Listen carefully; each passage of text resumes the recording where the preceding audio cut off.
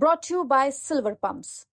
Top quality और consistent performance के लिए सिर्फ सिल्वर पंप नाम याद रखना। उत्तर प्रदेश की सियासत में गुर्जर वर्सेस ठाकुर की एक नई लड़ाई देखने को मिल रही है, या यूं कहें कि बीजेपी के भीतर ही एक अलग तरह का युद्ध देखने को मिल रहा है। और ये युद्ध छेड़ा है गाजियाबाद के लोनी से बीजेपी विधायक नंदकिशोर गुर्जर ने। बहुत ज्यादा चर्चित हैं इस समय, वो चर्चाओं में हैं फटे कुर्ते की वजह से। फटा कुर्ता क्यों पहनकर नंदकिशोर गुर्जर घूम रहे हैं, इस पर तो कई आपने खबरें देखी होंगी, लेकिन अब खबर है कि दीदी के समझाने के बाद नंदकिशोर गुर्जर पहनेंगे नया कुर्ता। जी, अब जो दीदी हैं वो इस पूरे मामले में जो सामने आई हैं, उनको लेकर भी चर्चा तेज हो गई है कि आखिर इन दीदी की एंट्री योगी वर्सेस नंदकिशोर गुर्जर या फिर नंदकिशोर वर्सेस योगी सरकार, योगी पुलिस, वो कैसे हो गई, कौन है ये दीदी। नमस्कार, आप देख रहे हैं यूपी तक और आपके साथ मैं हूं सुषमा। दीदी है उमा भारती भगवाधारी। जी, भगवाधारी उमा भारती। एक तरफ योगी आदित्यनाथ, उत्तर प्रदेश के दूसरी बार के मुख्यमंत्री भगवाधारी। इन दोनों के बीच में नंदकिशोर गुर्जर को समझाने बुझाने की कोशिश हुई है।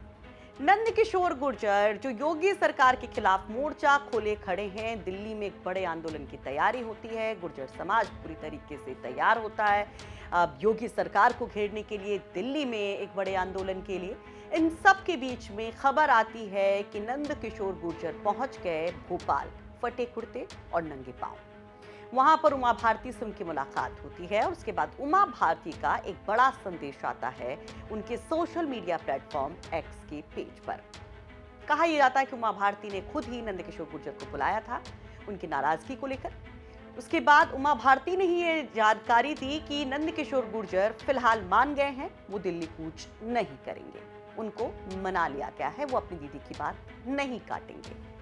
लेकिन उमा भारती के पास अचानक भोपाल पहुंचना, इस मैटर में उमा भारती की एंट्री होना, इसको लेकर भी बहुत सारी चर्चाएं अब तेज हो गई हैं। चर्चाएं क्या हैं वो हम आपको जरूर बताएंगे। पहले उमा भारती का ये स्टेटस देखिए जो एक्स पर उन्होंने शेयर किया, जो तमाम बातें नंदकिशोर गुर्जर को लेकर कही। उत्तर प्रदेश के गाजियाबाद के लोनी से यशस्वी विधायक श्री नंदकिशोर गुर्जर को मैंने अपने पास बातचीत के लिए बुलवाया और 20 मार्च को लोनी में हुए घटनाक्रम की पूरी जानकारी ली। लोनी में जो घटा है वो मुझे दुखद लगा। मुझे नंदकिशोर गुर्जर जी से जानकारी हुई है कि गुर्जर समाज के लोग इस पूरे घटनाक्रम से आहत हैं और उनका दिल्ली जाने का कार्यक्रम है। महान सम्राट राजा मिहिर भोज के वंशज, स्वाभिमानी, राष्ट्रभक्त, पराक्रमी गुर्जर समाज के सभी भाई बंधु मोदी जी के साथ खड़े हों एवं राष्ट्रीय विकास में योगदान दें। पराक्रमी गुर्जर समाज को सम्राट राजा मिहिर भोज के वंशज होने के नाते उनकी महान परंपरा को कायम रखना है, लेकिन अभी तो नंदकिशोर को मेरी बात माननी पड़ेगी क्योंकि मैं उनकी बड़ी दीदी हूँ। मैंने उनको कहा कि पहले शांति कायम कराएं। दरअसल उमा भारती की अगर हम बात करते हैं तो उमा भारती और योगी आदित्यनाथ को लेकर तमाम चर्चाएं शुरू से चलती रही हैं। जब 2017 में योगी आदित्यनाथ मुख्यमंत्री बने थे उत्तर प्रदेश के पहली बार, तब भी कि एक बार एमपी का कोई भगवाधारी मुख्यमंत्री बना था तो वो थी उमा भारती। दूसरी तरफ योगी आदित्यनाथ उत्तर प्रदेश में भगवाधारी मुख्यमंत्री बनते हैं।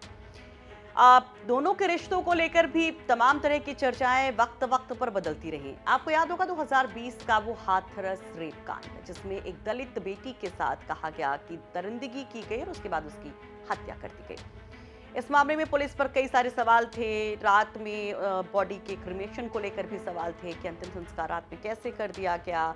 तमाम विपक्षी दलों का उधर रुख था, कूच था। मीडिया वालों को कहा गया कि रोका गया कवरेज से। इन सब के बीच में उमा भारती का बड़ा स्टेटमेंट आता है जो बहुत ज्यादा चर्चाओं को हवा दे जाता है। उमा भारती जो कि बीजेपी की एक बड़ी नेता, उस वक्त वो वहां पर योगी सरकार पर सवाल उठाती दिखाई देती हैं।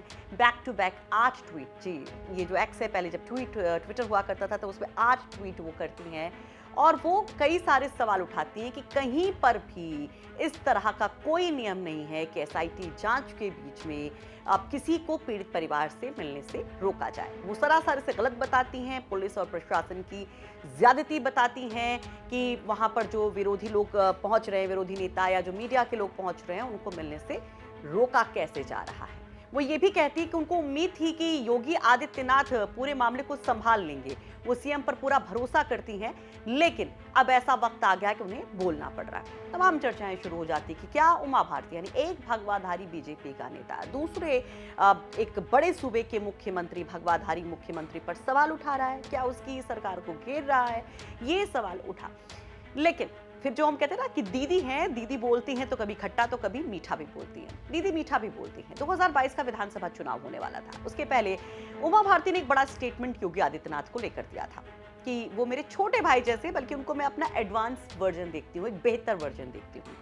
तो लोग कहते हैं कि भाई उमा भारती तो तारीफ कर रही योगी की। 24 का चुनाव जब था, तमाम चर्चाएं थी कि उमा भारती चुनाव लड़ेंगी कि नहीं लड़ेंगी, बहुत सारी नाराजगी सामने आई उनकी कि वो लड़ेंगी, वो खुद तय करेंगी कि वो चुनाव से इन है या आउट है। लेकिन कुल मिलाकर चुनाव नहीं लड़ती है। 24 का जो नतीजा होता है उत्तर प्रदेश में, उसमें बीजेपी बहुत बुरी स्थिति में पहुंचती है। तमाम सवाल उठ रहे होते हैं मोदी और योगी पर, तो उमा भारती एक ढाल की तरह सामने आ जाती है और कहती है कि जो भी नतीजे उत्तर प्रदेश में रहे, जो भी खराब प्रदर्शन रहा, उसके लिए मोदी और योगी को जिम्मेदार नहीं ठहराया जा सकता। तो कहा गया कि दीदी आ गई योगी के सामने ढाल बनकर। अब इसी तरह से चर्चाएं फिर से शुरू हो गई हैं कि जब इतना मामला ये बढ़ गया है, खिंच गया है, नंदकिशोर गुर्जर बिल्कुल पीछे हटने को तैयार नहीं है, योगी सरकार के खिलाफ मोर्चा खोल चुके हैं। कहा यह भी जा रहा है कि गुर्जर वर्सेस अगर ठाकुर की लड़ाई होती है तो खामियाजा 27 में भुगतना पड़ सकता है बीजेपी को। तो क्या फिर से उमा भारती एक ढाल बन गई है? उमा भारती जिस तरीके से संदेश भेजती हैं, नंदकिशोर गुर्जर को बुलाती हैं, उनको समझाती हैं, उनसे बात करती हैं, तो चर्चाएं भाई यही हैं कि शायद इस मैटर को अब बीजेपी यहां पर विराम देना चाहती है। अब योगी आदित्यनाथ से तो बातचीत नहीं हो पा रही नंदकिशोर गुर्जर की, जो बार बार नंदकिशोर गुर्जर कह रहे हैं, तो ऐसे में उमा भारती एक संदेश वाहक का क्या काम कर रही हैं इस पूरे डिस्प्यूट को, बीजेपी के कलह को खत्म करने के लिए, नंदकिशोर गुर्जर को फिलहाल के लिए शांत करवाने के लिए। वैसे चलते चलते जरा जान तो लीजिए कि नंदकिशोर गुर्जर क्यों नाराज हैं। वैसे ज्यादातर लोग तो जानते होंगे, लेकिन जो नहीं जानते उनको बता देते हैं कि मार्च में नंदकिशोर गुर्जर रामकथा का आयोजन कर रहे थे। रामकथा से पहले वो कलश यात्रा लेकर निकले थे। कहा गया कि बिना परमिशन के ये कलश यात्रा निकालेगी, जिसमें हजारों लोग थे। पुलिस ने उनके लोगों को रोका। उस वक्त रामचरितमानस की एक कॉपी लेकर के, किताब लेकर के धर्म ग्रंथ की खुद अगुवाई कर रहे थे नंदकिशोर गुर्जर, और उस दौरान धक्का मुक्की पुलिस से होती है नंदकिशोर गुर्जर की, उनके समर्थकों की, जिसमें नंदकिशोर गुर्जर का कुर्ता फट जाता है। वो कुछ पलों के लिए बेहोश भी हो जाते हैं और बाद में वो सौगंध लेते हैं कि जब तक उनको इंसाफ नहीं मिलेगा, उन पुलिस वालों पर कार्रवाई नहीं होगी, तब तक वो इसी तरह से फटे कुर्ते में रहेंगे। उसके बाद प्रेस कॉन्फ्रेंस करते हैं, बैक टू बैक मीडिया में बयान देते हैं और योगी की पुलिस को कटघरे में खड़ा करते हैं। न केवल पुलिस को कटघरे में खड़ा करते हैं, बल्कि खुद योगी के शासन को भी चुनौती देते हैं। वैसे इन चर्चाओं पर आप क्या कहेंगे? उमा भारती से नंदकिशोर गुर्जर का फटे कुर्ते नंगे पैर हाल में जाकर मिलना, उमा भारती का समझाना, उमा भारती का ये कहना कि अब सब कुछ ठीक है, क्या ये वाकई में योगी आदित्यनाथ के खिलाफ जो एक गुस्सा पैदा हो रहा था या बीजेपी में जो एक कलह पैदा हो रही थी, उसको सब कुछ शांत कराने के लिए? और क्या इसके पीछे दिल्ली का भी हाथ है? क्या आला कमान की तरफ से उमा भारती को कोई संदेश दिया गया कि उमा भारती आए इस मैटर में, या फिर उमा भारती स्वतः ही आई? अपनी राय कमेंट बॉक्स में जरूर रखिए।